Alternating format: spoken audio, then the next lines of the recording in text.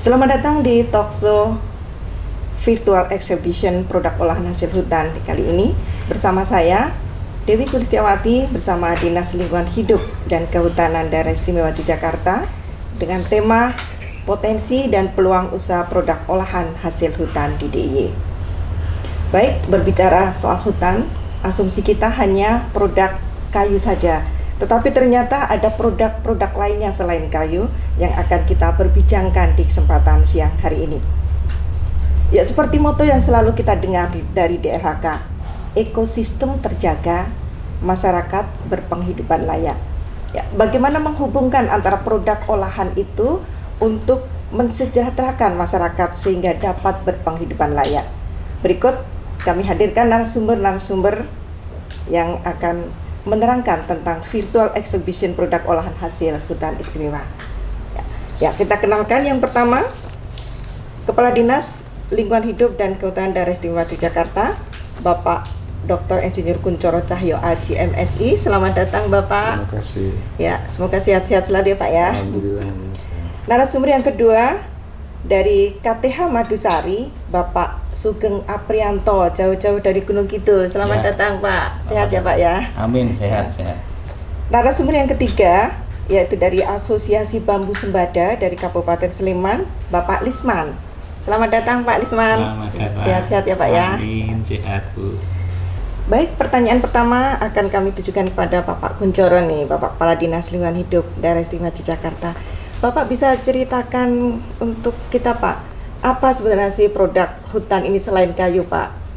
Bisa diceritakan Pak? Baik Mbak Dewi, jadi produk selain kayu ini ada beberapa jenis tanaman yang bisa ditanam, seperti misalnya empon-empon, kemudian ada tanaman-tanaman bahan makanan, bahan pokok makan, juga pengusahaan mengenai madu. Jadi ada memang dengan konsep ekosistem terjaga, masyarakat bisa berpenghidupan layak. Kita akan memberikan kesempatan seluas-luasnya kepada masyarakat penyangga hutan khususnya untuk bisa memanfaatkan lahan antar tegaan. Salah satunya bisa dilakukan dengan pemanfaatan budidaya lebah madu. Ya, bagus sekali Pak ya. Seperti ini Pak madunya mungkin ya, hasilnya. Ya, nah oke Pak, ini produk-produknya sudah Bapak ceritakan ya, ada madu, empon-empon. Terus kebijakan yang telah dilakukan di LHK apa Pak ini untuk memasarkan produk-produk ini? Karena kita tahu ya di pameran-pameran itu sering ada nih produk-produk kehutanan. Nah ini kebijakan apa Pak? Apa ada hubungannya nih Pak dengan virtual exhibition kali ini Pak?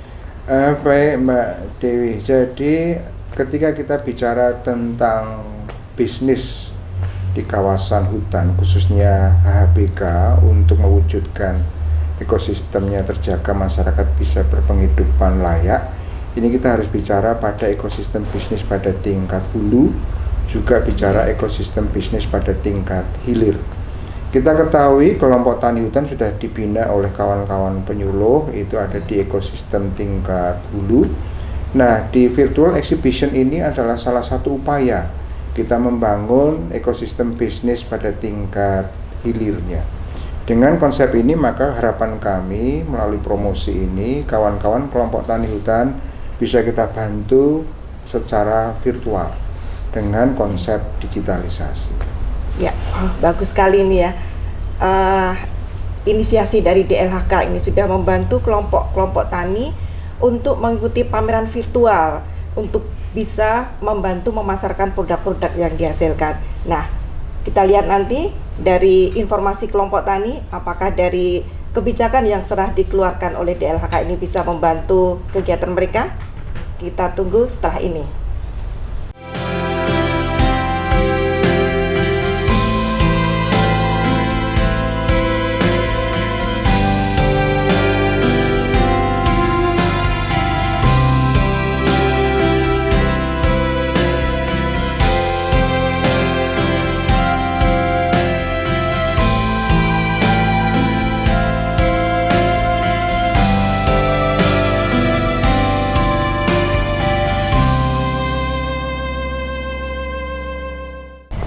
Masih bersama kami dalam talkshow virtual exhibition produk olahan hasil hutan istimewa.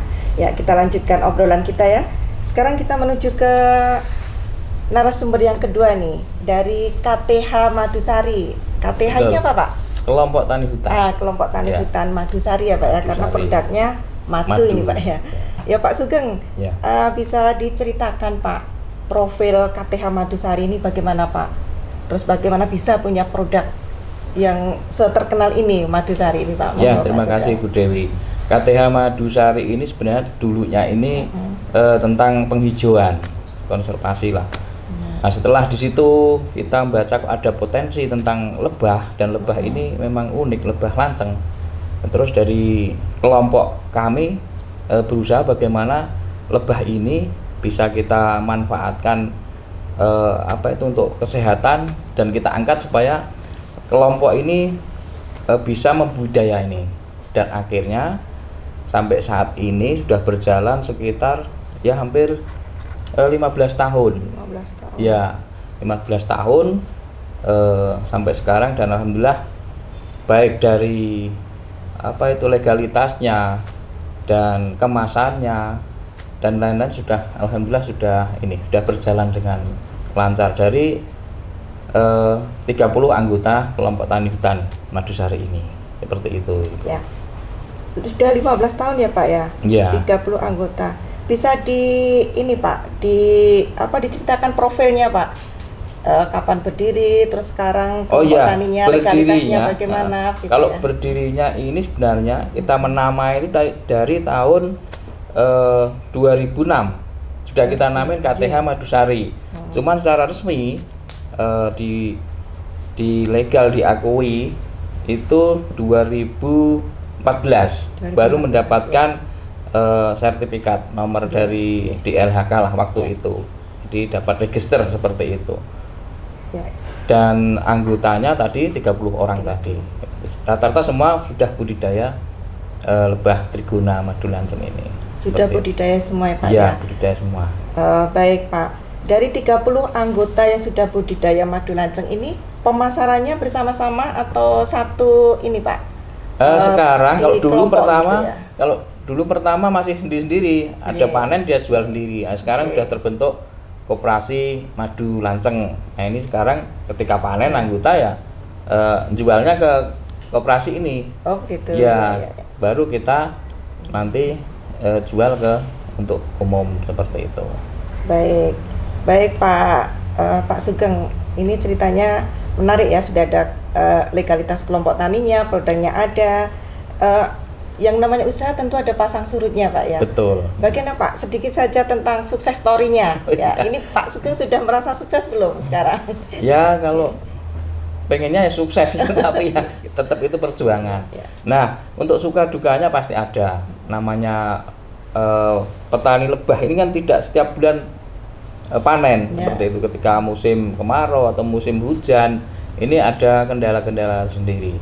Seperti itu, pasti tertunda panennya. Yang jelas bagaimana kita sudah melakukan budidaya, bagaimana kita merekodoyo, kalau orang Jawa itu. Ya, kita tanam vegetasinya dimaksimalkan seperti Untuk itu. pakannya, Pak ya? Untuk pakan Ya, ya. lebahnya ini. Jadi tetap kalau sukanya ya pas panen.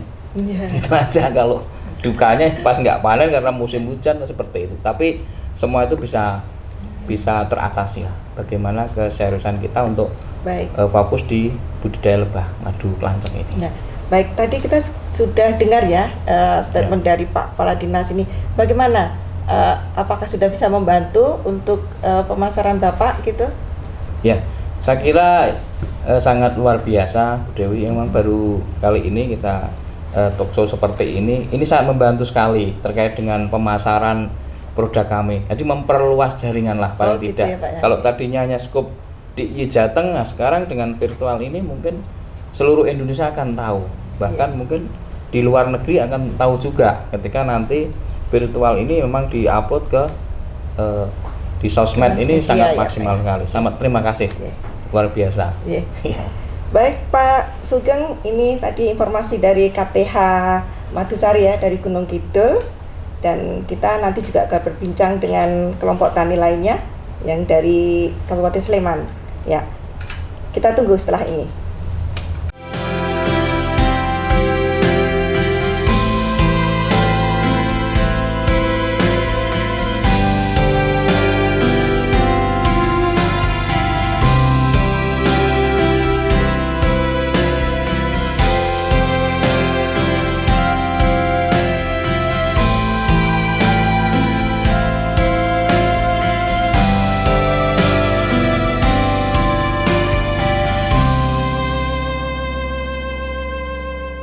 Ya, masih di Talkshow di kali ini bersama DLHK Daerah Istimewa Yogyakarta tentang virtual exhibition produk olahan hasil hutan. Kembali kita bertemu dengan kelompok tani binaan DLHK yang di Kabupaten Sleman. Dalam hal ini dari Asosiasi Bambu Sebadan, Pak Lisman ya Pak ya. Iya. Yeah. Pak Lisman, tadi saya bertanya kepada Pak Sugeng, ini sama Pak pertanyaannya. Bisa ceritakan sedikit Pak untuk profil Asosiasi Bambu Sembada itu Pak? Oke. Sebenarnya kalau asosiasi bambu itu kurang lebih sekitar 5 tahunan. 5 tahun sudah dikukuhkan oleh Kabupaten Sleman. Itu dengan kegiatan itu dari hulu sampai hilir. Itu memang mau mengembangkan atau supaya nanti dari petani atau pengrajin itu bisa hidupnya itu layak dengan yang lain.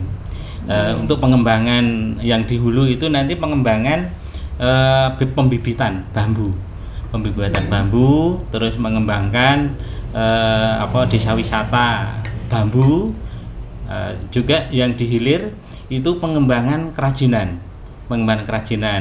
Kalau pengembangan kerajinan sebetulnya sudah lama itu di tempat saya itu yang hilir itu dari saya itu sejak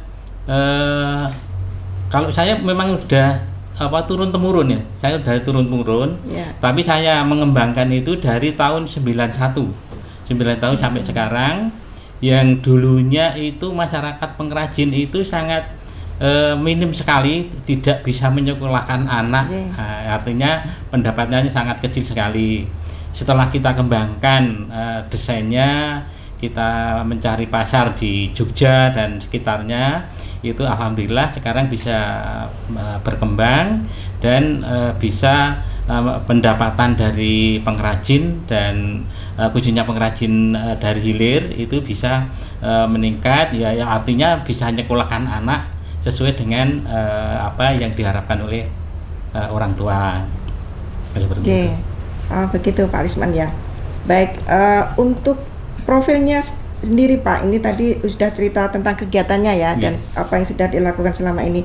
Profilnya Pak di Asosiasi Bambu itu ada kegiatan apa ya Pak untuk meningkatkan kelembagaannya, gitu. Ada ketuanya, terus bagaimana itu asosiasi bambu itu saling bersinergi, satu pengusaha dengan pengusaha yang lain Pak, apa ada pertemuannya begitu? Oke, ya. Dari asosiasi memang kelembagaannya itu ada. Itu dari struktur organisasi itu ada ketua. Itu ketuanya itu Pak Eko Wianto, ya sekretarisnya itu Pak Maryuni. Itu yang dari tengah itu dari Seyegan. Kalau Pak Eko itu dari hulunya itu dari Sleman Utara ya Pak Sleman ya? Utara.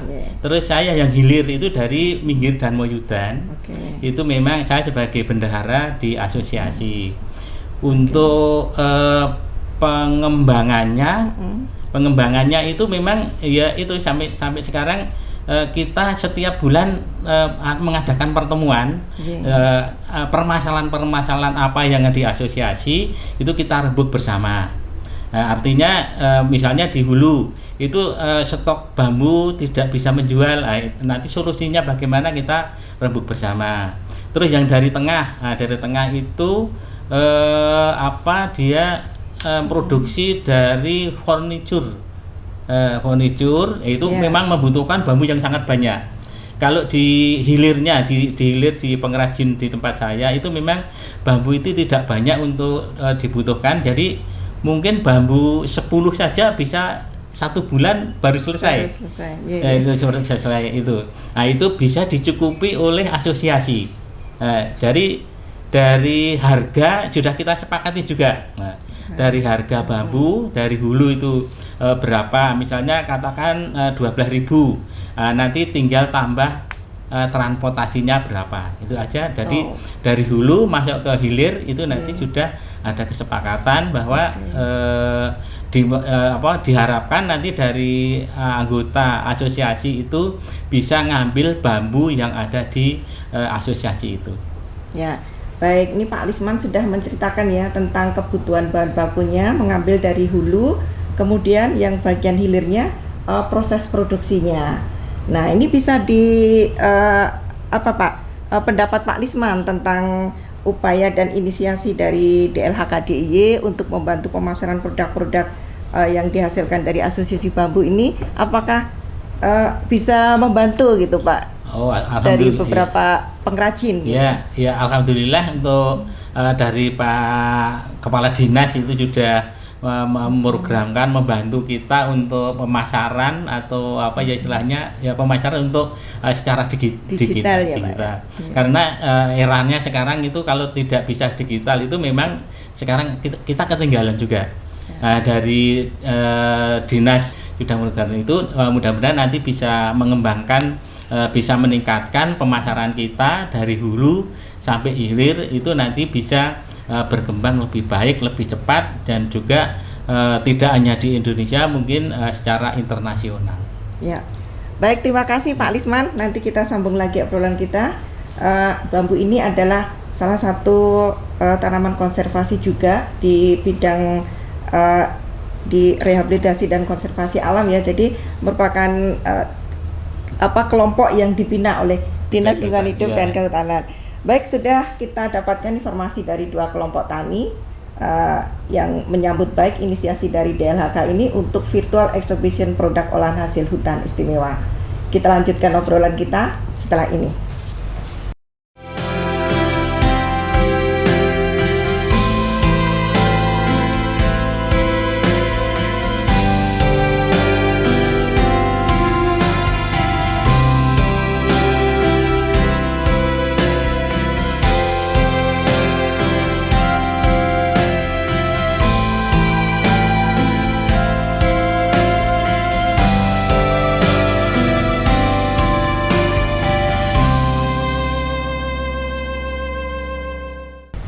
Ya, masih bersama Bapak Kuncoro, Pak Kepala Dinas Lingkungan Hidup dan Kehutanan Daerah Istimewa Yogyakarta, kelompok tani Madusari Gunung Kidul bersama Pak Sugeng, dan Asosiasi Bambu bersama Pak Lisman nih. Saya ingin bertanya Pak kepada kedua bapak-bapak KTH ini mungkin satu kelompok yang jadi unggulan nih di DLHK kayaknya ya.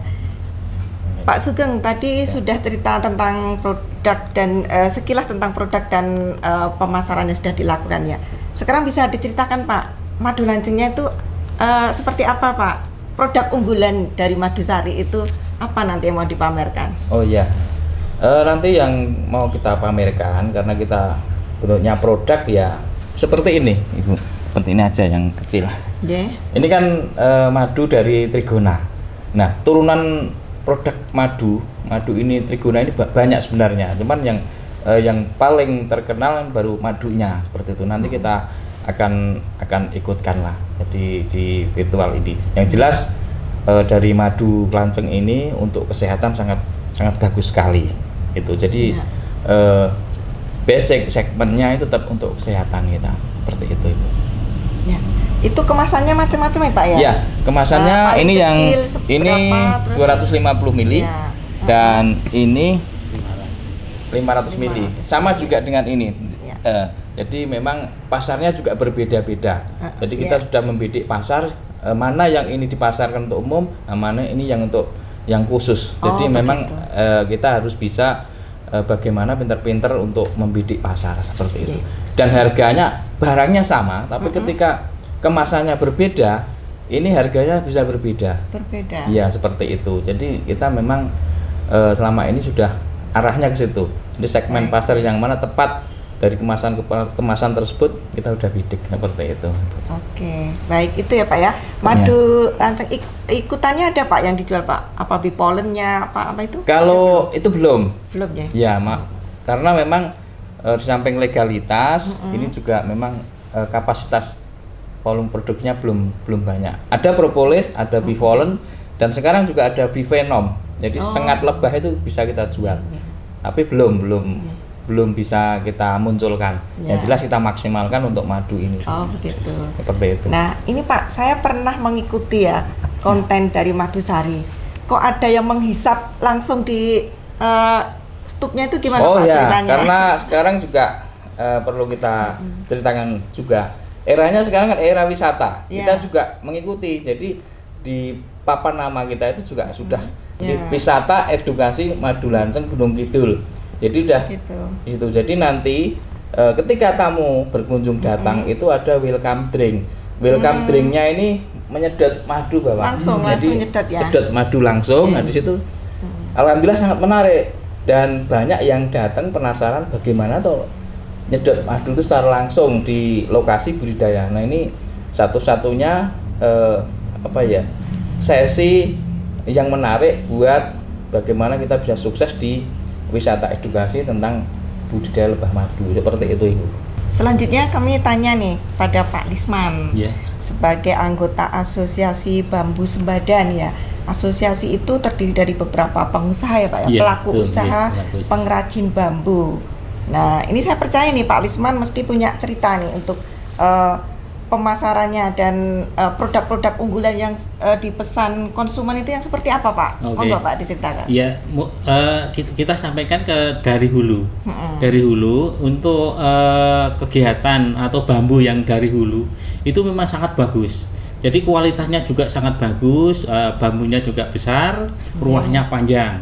Itu. Terus di hulu itu sekarang sudah ada wisata bambu ya. Wisata pasar bambu itu setiap hari Minggu Kliwon itu di sana banyak sekali yang pengunjung di Bulak Salak itu dia mau makan-makan, mau lihat-lihat kerajinan-kerajinan yang ada di sana, belanja dan santai-santai di sana itu dengan menukarkan uang dengan kepingan kreweng ya, kalau orang Jawa itu kreweng. Nah itu nanti bisa untuk belanja di pasar itu yang ada di hulu. Terus yang ada di tengah, di tengah itu sekarang menjadi andalan itu yang paling banyak untuk diproduksi itu sekarang gazebo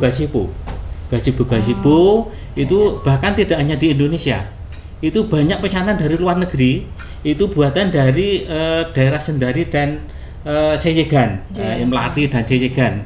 Itu memang banyak sekali sampai pengrajin-pengrajin yang ada di tengah itu sampai sekarang itu kewalahan untuk membuat gazebo itu karena bentuknya juga antik, kualitasnya bagus, juga harganya terjangkau oleh pembeli. Terus yang ada di hilir di Minggir dan Moyudan. Di Minggir Moyudan itu memang menjadi istilahnya produk untuk prioritas atau unggulan itu memang kerajinan anyaman. Seperti ini Pak ya? Seperti ini. Anyaman seperti ini.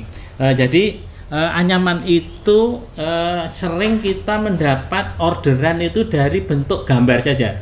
Dari bentuk gambar setelah kita buat menjadi barang yang sangat istimewa itu.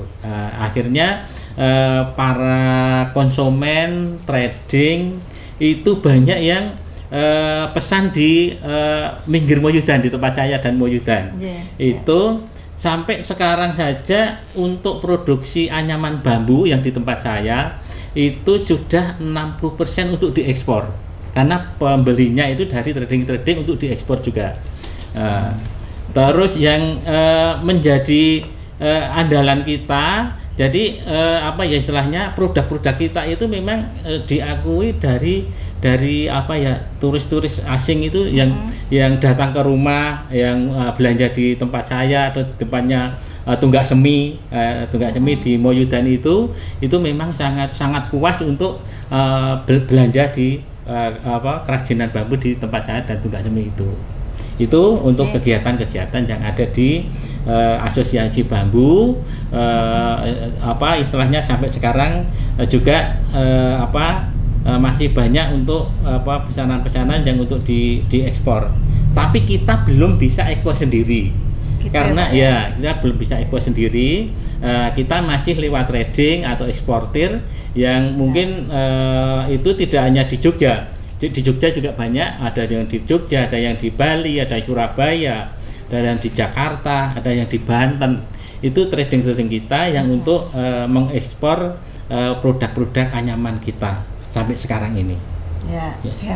Baik, itu informasi dari Asosiasi Bambu Sembada ya. Kalau bisa saya tangkap, ini ternyata di bagian hulunya itu untuk budidayanya ini dieduwisatakan ya Pak ya, dengan pasar bambu, pasar bambu Minggu Kliwon gitu ya. Terus di bagian tengahnya itu khusus furniture ya Pak ya, seperti gazebo, kursi dan lain-lain. Nah di bagian hilirnya ternyata kerajinan-kerajinan seperti ini. Ini mungkin saking banyaknya Pak ya, nggak bisa disebutkan Pak Lismani. Mungkin pemirsa bisa melihat nanti di tayangan pameran virtualnya ya, macam-macam produk bambu yang dipamerkan oleh Pak Lisman. Kita dengar ya obrolan bersama Pak Sugeng dan Pak Lisman nih. Mereka sudah menginformasikan produk apa yang menjadi unggulan dari kelompok usahanya gitu. Sekarang kembali ke Pak Kuncoro nih Pak Kepala Dinas nih. Wah, saya turut mengapresiasi Pak untuk ini KTH unggulan Bapak ini sudah memproduksi hasil-hasil hutan yang bukan kayu Pak ya, sudah demikian bagus dan sudah terkenal gitu ya. Nah ini Bapak sudah menginisiasi dengan virtual exhibition produk olahan ya Pak, dengan pameran virtual ini. Adakah nanti inovasi lain Pak yang bisa dikembangkan? Karena kita tahu ya ini produk-produkan mungkin bukan hanya 2 ini kan Pak ya, masih banyak lagi produk-produk olahan lainnya di masyarakat sekitar hutan. Monggo Pak, bisa dijelaskan Pak. Baik Mbak Dewi. Jadi pada awalnya itu kita ingin menyampaikan informasi mengenai warna tematik yang dikelola secara khusus di daerah istimewa Yogyakarta. Warna tematik ini memang baru satu-satunya di Indonesia pengelolaan hutan itu berdasarkan tematik.